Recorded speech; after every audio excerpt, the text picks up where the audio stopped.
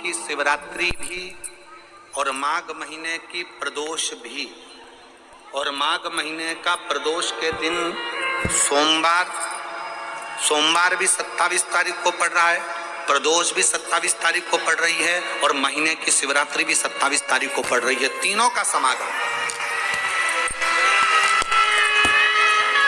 तीन संयोग, सोमवार 27 तारीख का ही प्रदोष और 27 तारीख को ही महीने की मासिक शिवरात्रि, तीनों का संयोग बन गया। हमने आशीष से कहा दुनिया के लोग कुंभ में त्रिवेणी के घाट पर जा रहे हैं, पर मेरे भोले बाबा ने यहाँ त्रिवेणी इकट्ठी कर रख दिया है। मेरे शिव एक निवेदन सभी श्रोता बहन भाइयों से, कथा आस्था चैनल पर जो सुन रहे हैं, फेसबुक यूट्यूब पर जो सुन रहे हैं और पंडाल में बैठकर जो सुन रहे हैं, जिस दिन दिल से हारो ना,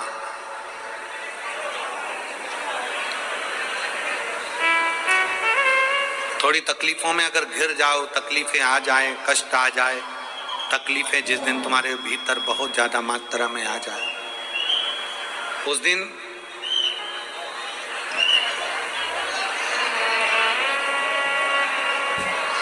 तीन बेलपत्र, एक बेलपत्र में पीला चंदन, बीच वाली पत्ती। जिस दिन तुम्हें लगे कि मैं बहुत दुखी चल रही हूं और मेरा काम हो ही नहीं रहा, बहुत तकलीफ की जिंदगी चल रही है, कोई हाथ पकड़ने वाला नहीं है, कोई संभालने वाला नहीं है और बहुत तकलीफ हो रही है, बहुत तकलीफ। उस समय पर एक बेलपत्री के बीच वाली पत्ती पर पीला चंदन, दूसरी पत्ती पर लाल चंदन और तीसरी पत्ती पर 11 चावल गीले, पानी में उसको थोड़ा सा भिगो लें या धो लें, 11 चावल गीले शिव जी की उस पत्ती पर रखें। सबसे पहला पीला चंदन का बेलपत्र, दूसरे नंबर पर लाल चंदन का बेलपत्र, तीसरे नंबर पर जो 11 चावल आपने धोकर रखे हैं वो हाथ की हथेली में रखना है, और हाथ की हथेली में रखकर अपनी कामना कर कर भगवान शंकर से विनय कर कर पंचाक्षर मंत्र नमः शिवाय या षडाक्षर मंत्र ओम नमः शिवाय या श्री शिवाय नमस्तुभ्यम बोलकर उस बेलपत्र पर सीधे हाथ में रखकर उल्टे हाथ का स्पर्श कर कर बाबा से अपने मन के भाव कहकर शंकर के शिवलिंग पर उसे समर्पित कर दीजिए। एक ही लोटा जल, जहां से जल बहता है अशोक सुंदरी वाली जगह, एक ही लोटा जल जहां से जल बहता है उस जल बहने वाली जगह पर 3 बार उस जल को अपनी कामना कर कर श्री शिवाय नमस्तुभ्यम या पंचाक्षर मंत्र या षडाक्षर मंत्र बोलकर 3 बार उस स्थान पर गिरा दीजिए। गिराने के बाद में बाबा से विनय कर कर अक्षत वाली जो बेलपत्र है, एक बेलपत्र और एक अक्षत उसमें से अपने लिए लेकर आ जाओ। उसको 2 महीना 3 महीना अपने घर में रखिए। जितना भी दुख है धीरे धीरे बाबा समाप्त कर कर खुशियां घर में लेकर आता ही। दुख समाप्त होगा, खुशियां घर में आएगी जरूर। ये आज जो शंकर के शिवलिंग की आराधना करेगा, पूजन करेगा, उसके घर में 2 देवियां सदा सदा विराजमान रहेंगी। पहली सरस्वती, दूसरे नंबर पर लक्ष्मी, उनके घर में सदा विराजमान। सरस्वती और लक्ष्मी।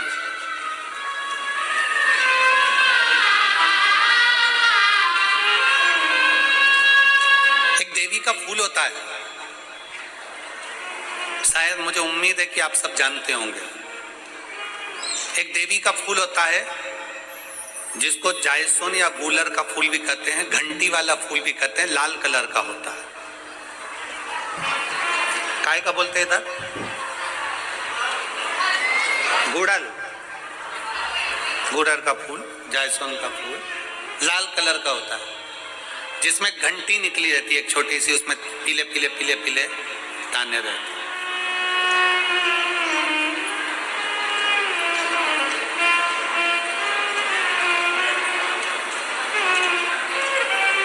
अगर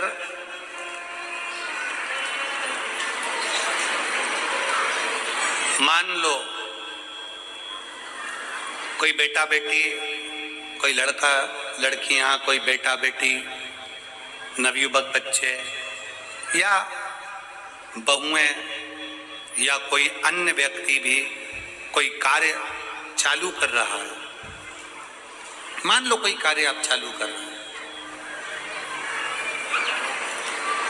एजुकेशन के लिए बढ़ रहे हैं, या आपने कोई लक्ष्य बनाया है कि मुझे इस कंपटीशन एग्जाम में बैठना है, इस कंपटीशन एग्जाम में बैठना है और मेरा इसमें पास होना जरूरी है, और मैं जो चीज पढ़ती हूं ना मैं भूल जाती हूं, मैं अध्ययन करता हूं और भूल जाता हूं। कई माताएं भी ऐसी हैं 40, 45, 50 साल, 60 साल की हो गई, 60, 70 साल की हो रही हैं, कई बार कह देती है मेरी याददाश्त ठीक नहीं है, मैं कोई सामान रखती हूँ भूल जाती हूँ, मेरी याददाश्त में नहीं रहती। कोई भाई भाई लोग कह देते हैं मेरी याददाश्त में नहीं रहता, भूल जाता हूँ। कोई कहकर गया मुझसे बात कर लेना और मैं भूल गया कि मेरे को उससे बात करना था। कई बार मुझे मने मंजिल तक पहुंचना है। तो शिव महापुराण की कथा कहती है आप अपने परिश्रम को 4 गुना बढ़ाओ, मेहनत 4 गुना करो, पढ़ाई 4 गुना करो, अध्ययन 4 गुना करो, दिन रात एक कर दो। और साथ में जो अशोक सुंदरी की जगह है, ये शिवलिंग समझ लेना जरा, ये जलाधारी पार्वती जी का हस्त कमल, ये शिवलिंग, ये जलाधारी, और यहां से जल बहता है। राइट में गणेश जी, लेफ्ट में कार्तिकेय जी, और बीच में जम के बोलो जरा अशोक सुंदरी, ये बीच की जगह। जो घंटी वाला फूल होता है जिसको आप लोग जायसवान बोले कि आपके क्षेत्र में गुलर बोले, देवी जी को चढ़ता है, देवी जी का अति प्रिय पुष्प, माता रानी का गुलाल पुष्प अति प्रिय। उसी पुष्प को ये बेलपत्र की जो डंडी होती है, बेलपत्र की जो डंडी का भाग होता है, उस घंटी का भाग उसी डंडी की ओर होना चाहिए। जैसे फूल की जो अंदर की घंटी जो निकली हुई है उसका भाग ऐसा डंडी की ओर होना चाहिए। मतलब आपको बेलपत्री पर ये फूल को इस तरह से रखना पड़ेगा, मतलब उसका जो घंटी का भाग है, आज लाइए फूल लाओ, जेरा फूल मिल गया वो,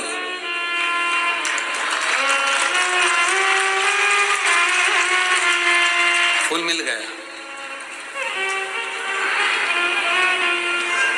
भारत में फूल जल्दी मिल भी जाता है, मिल गया। अब ये फूल और इस फूल की जो घंटी का भाग है वो इस डंडी की ओर हो, हमारे डंडी के साइड।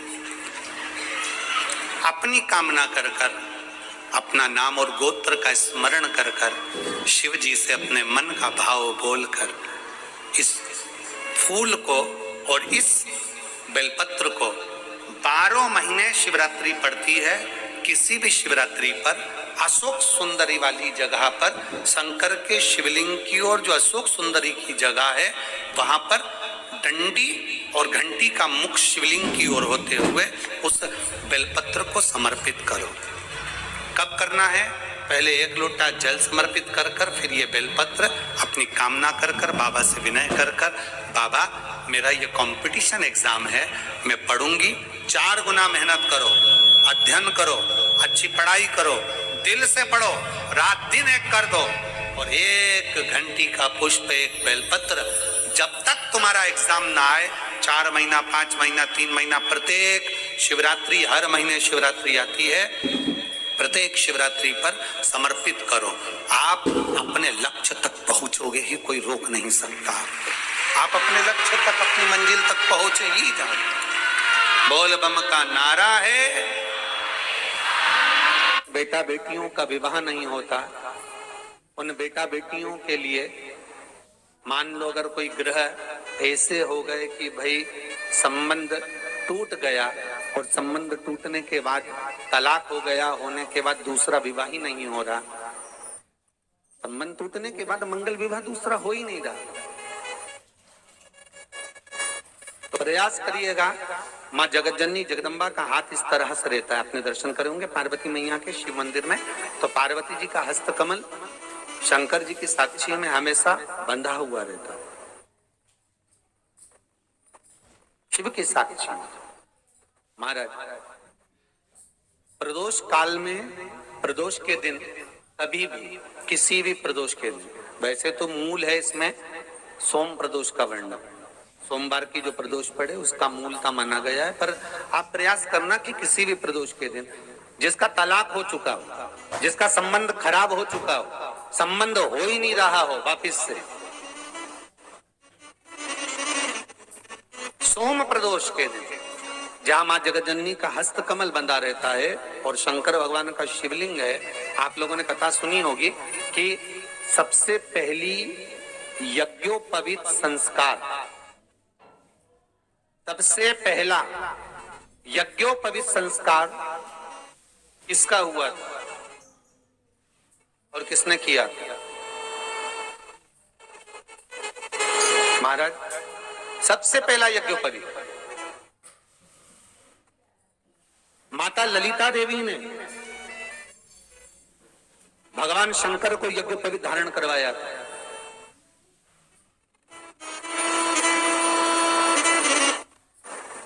मां ललिता देवी ने सूत्र बनाकर अपने हस्त कमल से भगवान शंकर के सम्मुख में बिठाकर भोलेनाथ जी के हस्त कमल से स्वतः सूत्र बनाया था।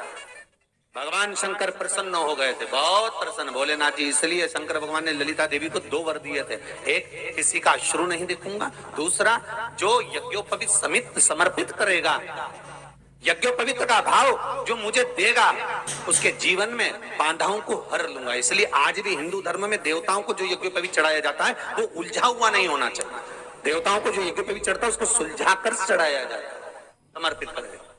अब कई विद्वान ब्राह्मण ऐसा कैसे यज्ञोपवीत में हल्दी लगा कर छोड़वा देते हैं, परंतु वो उलझा हुआ रहता है, वो सुलझा हुआ कर चढ़ाएगा तो जो जजमान पूजन कर रहा है, जो जजमान पूजन में लगा हुआ है, उसको पूर्ण फल की अनुभूति हो, पूर्ण फल का प्राप्ति हो और ब्राह्मण भी बंधन से मुक्त हो। ललिता देवी जी तो हमारे यहाँ भौम सोमवार का जो प्रदोष हो, उस प्रदोष के दिन जिसका मंगल विवाह नहीं हो रहा है, सारी तकलीफें झेल रहे हो, बहुत कष्टप्रद हो, तो माँ का जो हस्त कमल है उस हस्त कमल से लेकर शंकर भगवान के शिवलिंग तक एक कच्चे सूत की धार बनाई जाती है। महाराज 6 धार कच्चे सूत की बनाई जाती है। जहाँ शंकर भगवान का शिवलिंग है, यहाँ माता का हस्तकमल है, हस्तकमल से चालू होकर शिवलिंग, शिवलिंग से चालू होकर हस्तकमल, ऐसी 6 धार बनाई जाती है माता। और धार बनाकर उस धार पर माखन का लेपन किया जाता है भगवान शिव को। जैसा ललिता माता ने भगवान शंकर से वर प्राप्त करा था, उसी तरह फिर उस लेपन को लगाने के बाद उसको उतार कर उसी को लपेट कर शंकर भगवान पर उसको चढ़ा दिया जाता है, मात्र अपनी मंगल विवाह की कामना कर कर। अगर कोई कुंवारी अवस्था में कर रहा है तो उसमें हल्दी लगाए, और अगर कोई शादी होने के बाद, संबंध टूटने के बाद दूसरी शादी के लिए कर रहा है तो उसमें हल्दी ना लगाए, बस इतना अंतर रहता है।